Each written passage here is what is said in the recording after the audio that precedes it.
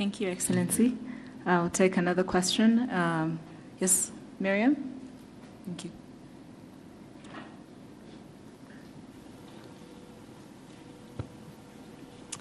Hello, my name is Mariam, and I'm a content creator from Morocco. I have been cycling around the continent for the last 3 years, crossing 34 African countries. And while traveling, I saw how... Congratulations. Thank you so much. And while cycling, I saw how much it was challenging and expensive to cross borders. And especially Rwanda. Rwanda was visa-free, so I was glad this I thought it was challenging in terms of mountains and interesting. Yeah, so while crossing, I saw how this limits African connection with each others. Yeah. But we saw how Rwanda was example of African interaction and making it easier, like for African to cross the country or visit the country. Mm-hmm. And my question for Your Excellency, what's the example of the mindsets you can give, like, to African leaders to make it easier for Africans to connect and build opportunities together? Thank you. Right. Well, to begin with, I don't want even remotely to be perceived like I'm thinking for other people. I think for myself, and together with Rwandans, we think for ourselves. We can think together with others if they want so, if they invite us, if they think it is helpful. But we always want to do our best at home here. But in the meetings we have had, and there have been several at different government official levels of different countries on our continent, to talk about this visa-free or making really ease of crossing borders and so on and so forth. We give our opinion, not only our opinion, but example of what we are doing for ourselves, so that other people either may, because what we are telling them, first we demonstrate that we have not encountered any serious problems by making it easy for people to cross our border, in or out. We just demonstrated that. We haven't found any problems. What we have discovered are only benefits. And that's what we share with the people. We tell them, for us, in our experience, we have discovered the benefits. And we tell our brothers and sisters, why wouldn't you want these benefits yourselves? But that's where we stop, because we can't do anything for anybody else. So, yeah, we keep doing what we think is best for us, or even for the continent, that is within our means, and keep sharing it, and keep looking forward to working together with others on the continent to do really what is expected. That's the only thing we can do. Yeah. So otherwise, I mean, one of the benefits is that you can be there and tell the story. You didn't lose anything, we didn't lose anything. I think we gained that you were able to come to our country and do whatever you want to do, and you will leave when you want to leave, and maybe come back sooner rather than later.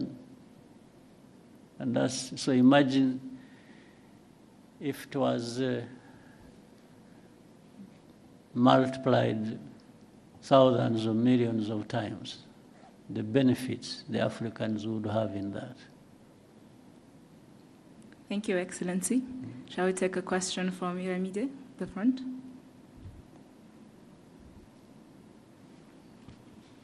The front.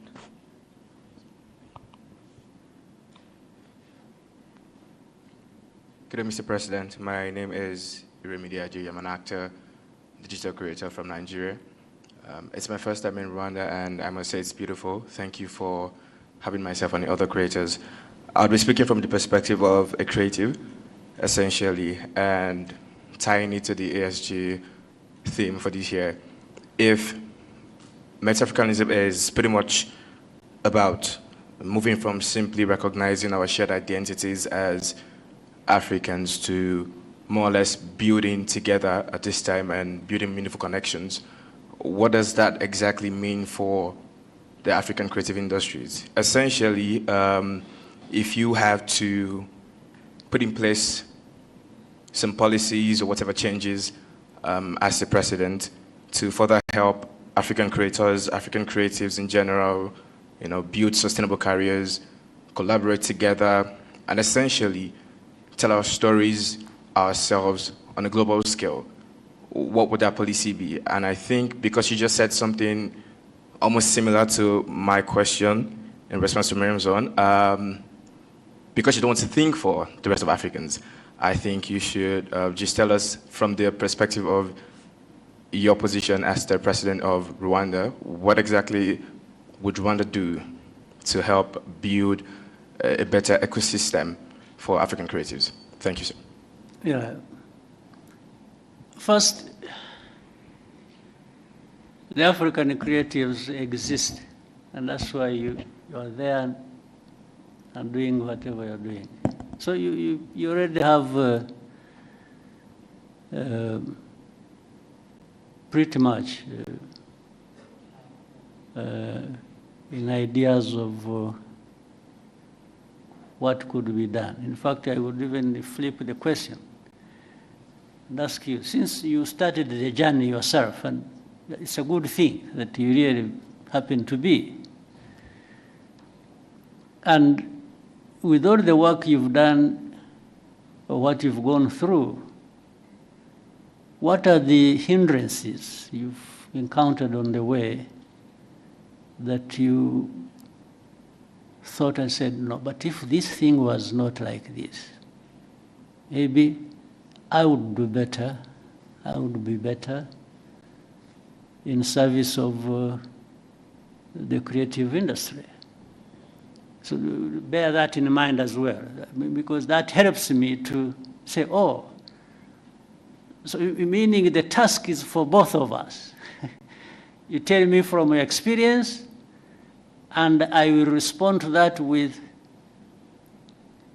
my responsibility at the policy level to make sure that the obstacles you meet maybe shouldn't be there, and therefore they should be removed. You see what I mean? Yes. This conversation is already useful. You are there, and like others who raise it, whether it is the AFCFTA or the lady from Morocco who was riding through this country, and the creative, and so you're all having a journey in your minds and in your experiences and whatever professions. And in trying to go a step further every day, there might be challenges that raise in you some questions you should put to us and say, but how? How come that the proud African continent that wants to achieve this and that, at least we make all this understood in the way of statements. How can you be the ones at the same time who create these obstacles. Really, this should be a very serious conversation, and you should not hesitate to raise it. Rather than for me to say, you know, as the president, I will try and do this and do that. Maybe some of the things I even have in mind to do are not answering your questions. Yes, I want, give us what you think, and then let's talk about it. Let's find a way to, right? You want to give him a microphone, he wants to say something. Please, whoever has a microphone, where are you? No. Thank you, sir. I think you have rightfully made a fantastic point. It's clear that it takes two to tango in this situation. Now, from my POV as a growing filmmaker, I work in one of the biggest film industries out of Africa, and that's Nollywood. I hope for a time when the talent that we have in Nollywood can transcend into more African countries. And I'm not even saying outside of Africa, the continent right now, because I think that we don't have a talent problem here in Africa. It's more of a connection issue. Now, what Rwanda is doing is beautiful, bringing creators from across the continent to connect, and I think we've collaborated more because we're now in the same space, and you're doing something as beautiful as the ASG initiative. If there's a request that I would make to make this easier, as regards connection from one African country to another, which helps creators better, would be that, I know that you've tried it before, because you said that you've tried advising people about the benefits of, hey, make the borders a little bit more easier for people to come in.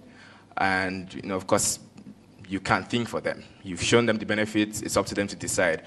We would just make a little bit more request that, please, for our sake, just maybe from initiatives like this, and of course the stories that we will tell as creators out there for people to see, just help us find a better way to nudge them. Yes, like, guys, I want you guys to see it.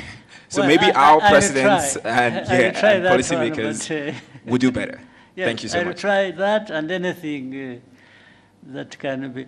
You know, one time I had an opportunity. I also heard recently there were some leaders from Nigeria.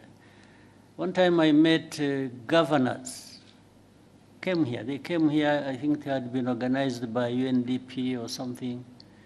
They are the ones who asked. From Nigeria, they came all the way here. There were about 16 of them, if I remember well. And they had the governors and not their representatives, they themselves came here.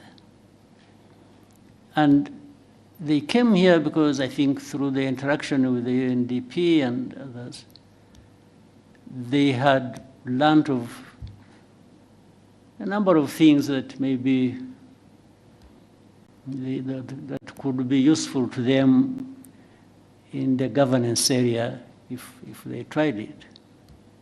So I had a very long chat with them. I varied my time. What I did was to take them through where we have been and how we have come to be where we are by the time they visited. And I said, there are aspirations, people want to, you know, come from one position to another, but it's all about how you can improve. It's always going forward and better. So I took them through everything I could think of. I said, for you, some of your states have bigger GDPs than Rwanda's. So it's not for you even an issue of resources. You have resources. But what do you want to do with your resources and how to the benefit of your different categories of people? Meaning, I I don't control their GDPs, their budgets, their money. No, it is them who control it. So where do you want to put it? And that's why I was giving them what we are going through and where we put our money and why and so on and so forth. But also, governance is just not about that. It is also about some of the things we are talking about. Making it easy for people to do what they can and want to do. The ease of doing anything for people. I took them through that. And I also showed how deliberately we put some laws in place to actually facilitate that. But it's not the laws that are going to deliver, it's again the practice. The practice that includes accountability and different things. So I took them through all that. So therefore, the whole idea was, and by the way, we included how crossing of borders, from one country to another. And the other day, in another meeting here in Kigali, there was one of the great Nigerians, a very wealthy man, who told us a story.